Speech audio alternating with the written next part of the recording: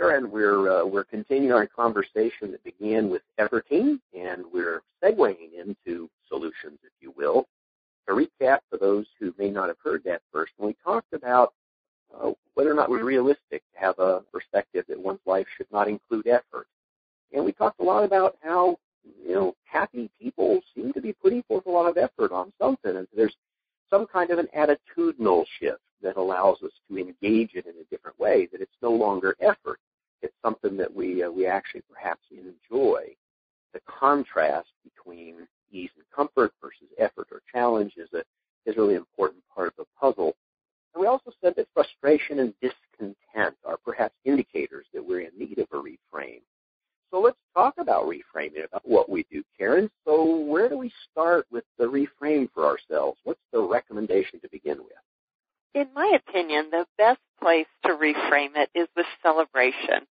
I think when we are putting forth a lot of work and effort, so we're working hard at work, or we're investing ourselves in the development of our children, or any of those things that we might call efforting, that so often we don't take that moment to step back and celebrate our progress, celebrate the contributions we're making. It all then feels like drudgery. And if you look at how we operate with children, we're wanting to get them to expend effort. We want them to learn and that sort of thing. And we don't say when they finish their homework, well, it's about time. We say, yay, you finished your homework. And then when we become adults, we stop celebrating our accomplishments, our progress, our efforts. And so I think the first place that I would suggest that people start is to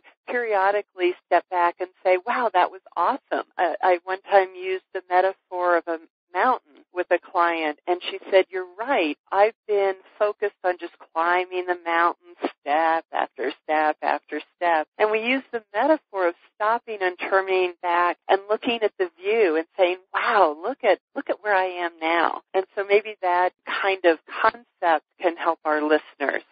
And how about for you, Ron, because I know you work with people a lot on this.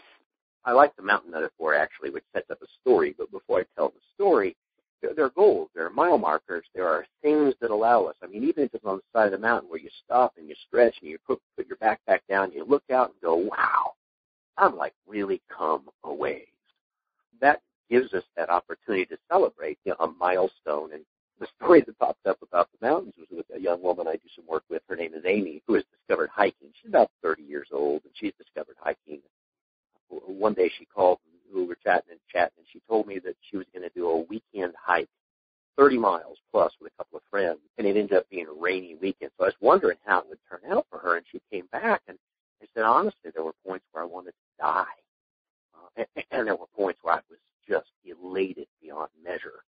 And so some part of that relationship is her trek in the rain in the mountains was interspersed with high points and low points, but obvious progress. And the big payoff for her was, at the end, she said, Ron, I did it. I was like, this is a very understated, quiet kind of acknowledgement, celebration that she had done something that was really cool despite the hardship and the effort. And so there was some kind of an important emotional payoff for her there. Mm-hmm. Absolutely. And how wonderful that she recognized it and had a chance to talk through it with you. I know there are a lot of people who don't have those cheerleaders and those voices of encouragement in their lives saying, yay, you did it. And what did that mean to you? How wonderful that she had you as the sounding board to celebrate that success with. Well, that's an important point for us. Is a big part of coaching at times is coaching and controlling, supporting, and being a sounding board and all those things. And I mean, you don't have to be a coach to offer that to people. It's that ability to hold people up, as one person said it, call them up rather than call them out, that we want to inspire and motivate them, not to weigh them down. And having people around us that can help us do that is just tremendous. Mm-hmm. I know that some of us are our own worst critics, and we need that counterpoint of a cheerleader. I was reminded of a friend as well who is a trainer and very, very fit and has run thousands of races. And the Boulder is a 10K 5K, and it goes through the streets of Boulder, Colorado. And it's a very fun race and a lot of people. And so the idea is that you run in waves of people who are at your same pace so that you can run your race. Well, my friend got somehow, as fit as she was, got in the wave of walkers and baby carriages. And so imagine the street clogged with walkers and baby carriages. At first she tried to weave her way through, and she just knew that that was not going to be her best race. And so she decided to just enjoy the course. And on this course, there are bands and dancers and kids playing and people with sprinklers. And she decided, instead of trying to get her best time, she just did whatever she could along the way. So she did cartwheels. She ran through the sprinklers. She, belly danced with the women on the street corner. And when she finished, she said, it wasn't my best time, but it was my best race.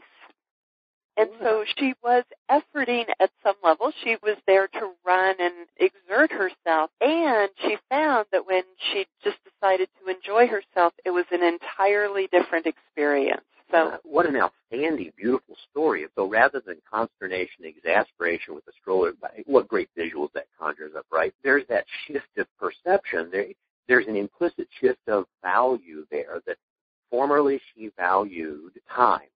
When she did the reframe for herself, it transformed the experience. All of a sudden, the frustration went away, and it turned out to be her best race. What a beautiful take-home for how when the perception, when we can allow that perception to change, that it completely changes the game. That's an attitude shift here, no question about it. Mm-hmm. Absolutely. Absolutely. And it's making me think about, in my studies of the brain and high performance, what I'm realizing is physical efforting is necessary for vitality and for greatest health. So, for example, we know every one of us has heard the doctor's recommendations that we exercise for better health, and exercise actually also helps brain health. And so our brains operate better with that physical exertion. And the same is true with mental efforting. And so nature has designed us that when we work out our mental faculties with engaging in relationship and doing crossword puzzles and presenting our brains with challenges, that our brains grow stronger. And again, there's evidence of that. Nature has informed us that we are meant to effort at a physical and a mental level. That's a given. But nowhere is it framed that we are supposed to effort on an emotional level. And that's what we're talking about here, is both of our stories are about people who were efforting at some level, and then when they had the emotional shift, it transformed the experience. And the best thing that I can think of here is, even back to early man, the cave drawings were of abundance and fat animals and huge herds. And so even our caveman ancestors were saying, hey, celebrate, focus on the awesome things in life, even though their lives were extremely hard and efforting, created an environment for themselves with dance and music and their rituals to actually celebrate life. So, I don't know, I've kind of gone on for a while. What do you think about that, Ron? Wow, that is so right on. I mean, I'm always pleased to learn more about the brain from you, because I know that's a sweet spot for you. But, I mean, what a framing, that we are designed for physical and mental effort, but not for emotional suffering. And you're right, all the great heroic human tales, all the oral history are about things that required effort and the overcoming and the extreme pleasure. I mean, that's really the right word.